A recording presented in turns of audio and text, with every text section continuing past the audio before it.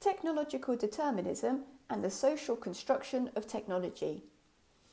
Education is broken and technology can fix it, or so we are led to believe. Technological determinism, the view that technology is the source and instigator of social change, can be defined as the stance that new technologies are the primary cause of major social and historical changes at the macrosocial level of social structure and processes, and or subtle but profound social and psychological influences at the microsocial level of the regular use of particular tools. A deterministic conception of technology is common, and we have seen numerous examples of this sentiment throughout this module. A deterministic view of technology is apparent at my place of work also. I teach English to children online in one-to-one lessons. The company I work for have created a learning management system, and lessons are conducted through this on a specially designed platform. On the platform, the children are presented with pre-prepared lesson content designed by the company, which is effectively a PowerPoint presentation. There is much to criticise in this setup, including the quality of the lesson content, and over time I've seen the situation deteriorate. It seems that increasing emphasis is placed on the courseware despite its pitfalls, with the teacher downgraded to simply clicking through the slides.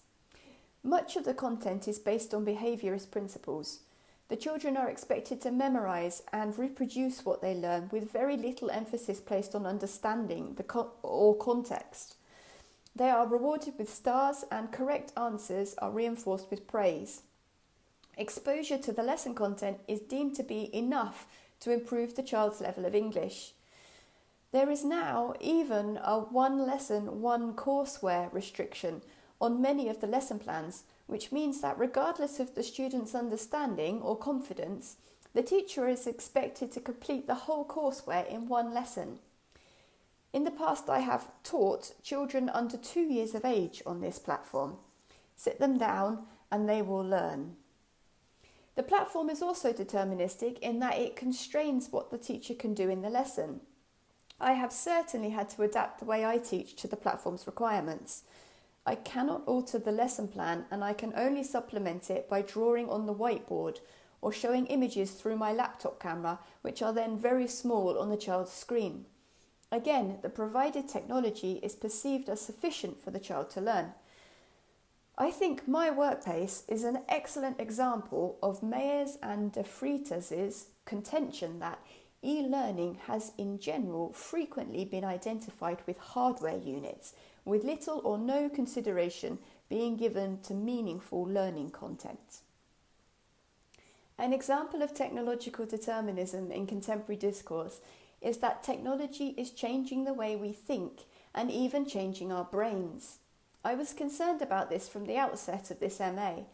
I was aware that I would be required to read extensively and it would be cheaper and easier to access the readings digitally. But I was worried that, as Carr argues, I would find it difficult to concentrate, think deeply and remember the readings if I engaged with them digitally. The technology would have a direct impact on my ability to process the content, and I would come to regret this. This is an example of hard determinism. It's simplistic, expressing a cause and effect relationship, and presupposes that technology is neutral.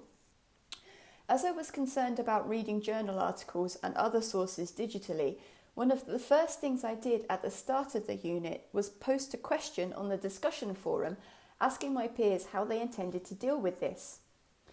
I was unaware of it at the time, but this was my first interaction with our community of practice.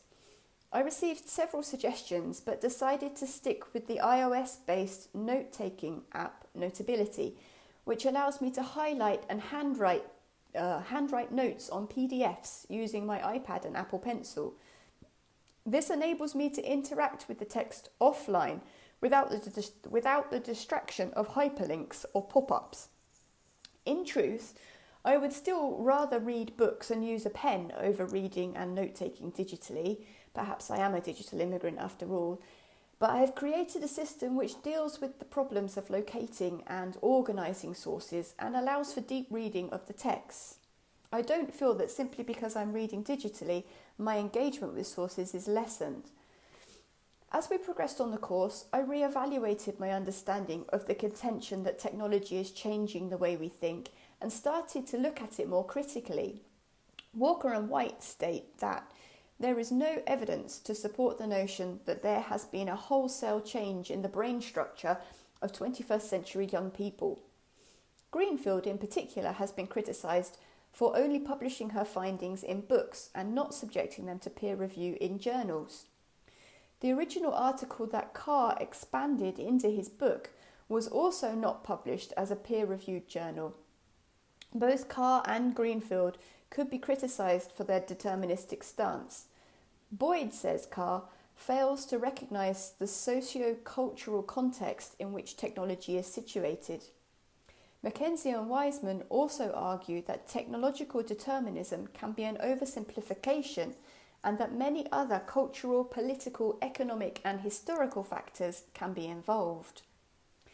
This introduces the alternative paradigm of the relationship between people and technology, the social construction of technology, Scott, in which technology is understood to be an effect of socio-cultural change.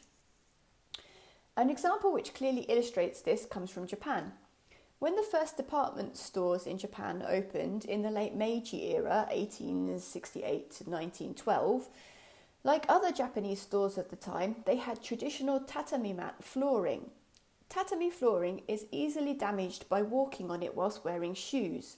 So in small traditional shops, customers would stand on platforms at the entrance of the shop and be served by a slipper-wearing salesman standing on the tatami.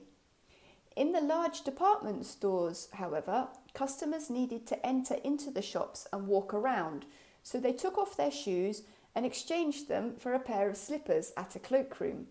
With thousands of customers entering the shops each day, this was quite an undertaking. One day, 500 shoes were lost.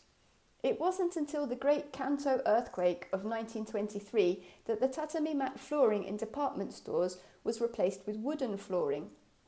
This example illustrates how technology, in this case tatami or wooden flooring, is not neutral but reflects culture, ideology and politics. I used to live in Japan and find this example interesting. Consideration of the same technology in different cultures can show us that indeed technology is not neutral. Drawing on anecdotal evidence briefly, let us consider another example, the Pelican Crossing signal.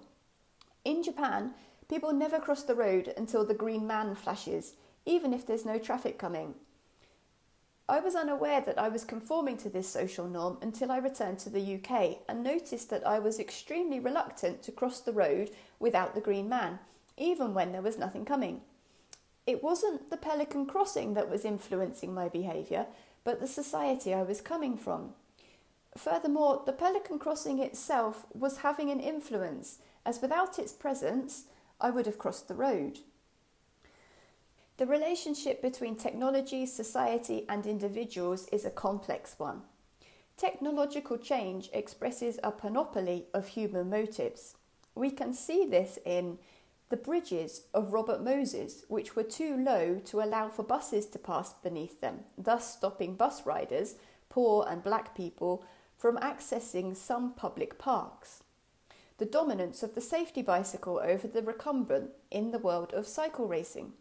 Thanks to the Union Cycliste Internationale redefining the dimensions of a bicycle, arguably to protect its interest in the safety bicycle, the recumbent was seen as an imposter and excluded from racing despite being the faster machine.